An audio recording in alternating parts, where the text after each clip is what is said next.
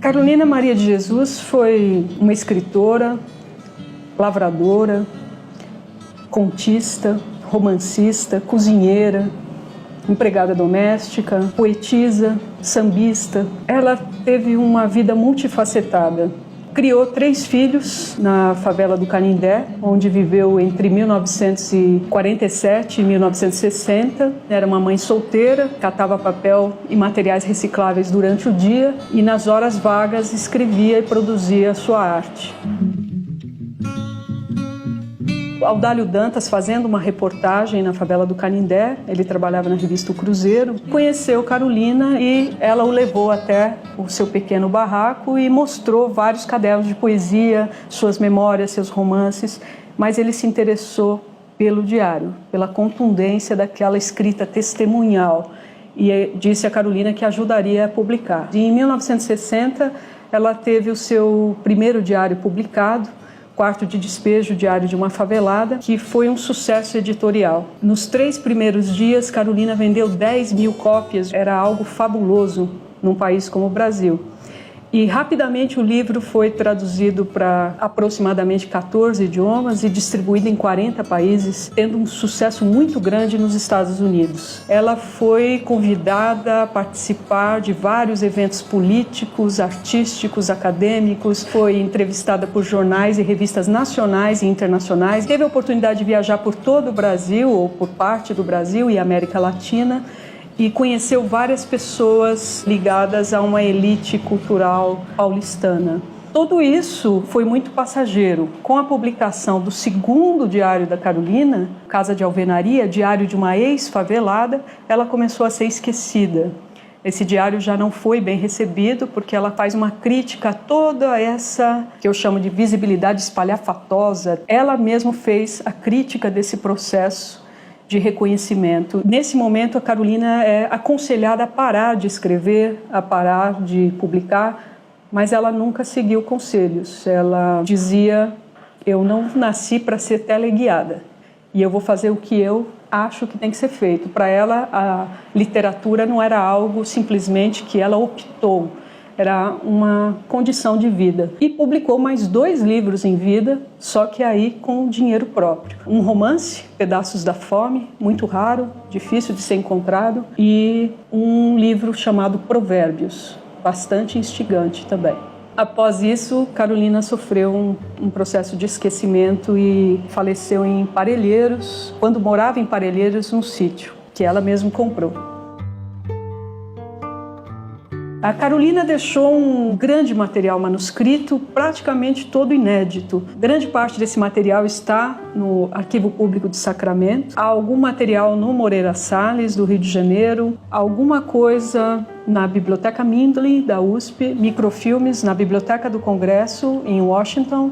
Na Biblioteca Nacional do Rio de Janeiro e mais recentemente na UFMG, mas nem tudo foi microfilmado. Conforme vai passando os anos, novos cadernos vão sendo descobertos. Como a Carolina se mudou várias vezes e fazendo parte de uma comunidade em movimento, os materiais foram se dispersando. Com a divulgação dos manuscritos nos anos 90, ela foi retomada por vários estudiosos, mas a produção crítica ainda permaneceu, como vinha anteriormente, com o foco voltado mais para o primeiro diário, o Quarto de Despejo, e os aspectos testemunhais da obra da autora. Mesmo os trabalhos que tentaram se distanciar ficaram muito presos, muitas vezes, a questão da carência e da precariedade material. Isso criou uma visão da Carolina como uma escritora da carência, uma coisa surpreendente ou algo milagroso até.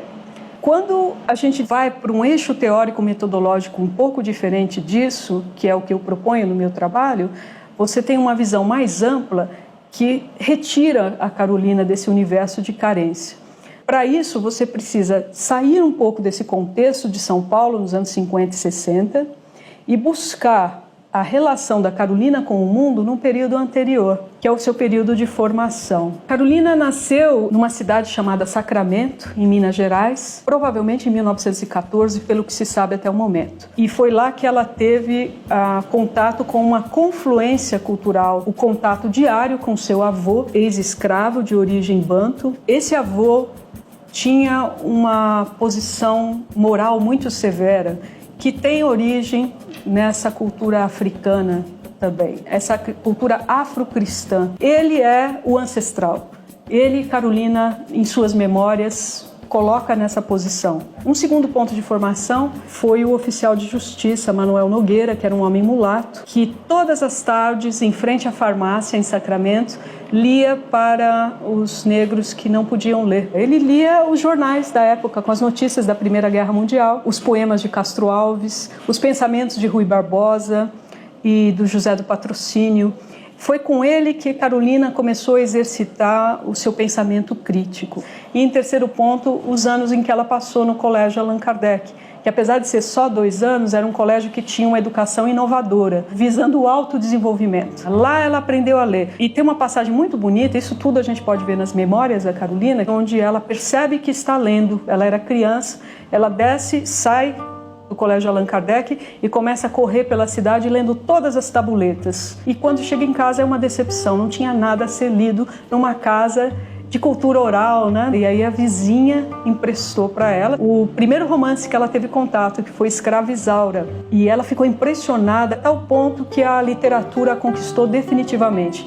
A partir desse ponto, Carolina começou a ler tudo o que ela podia, desde Camões até os românticos brasileiros, os poetas eram sua preferência, mas também escritores franceses renomados e folhetins. Há uma diversidade de literatura que a acompanhou por toda a vida e que fez com que ela ganhasse um gosto e recriasse isso na sua literatura.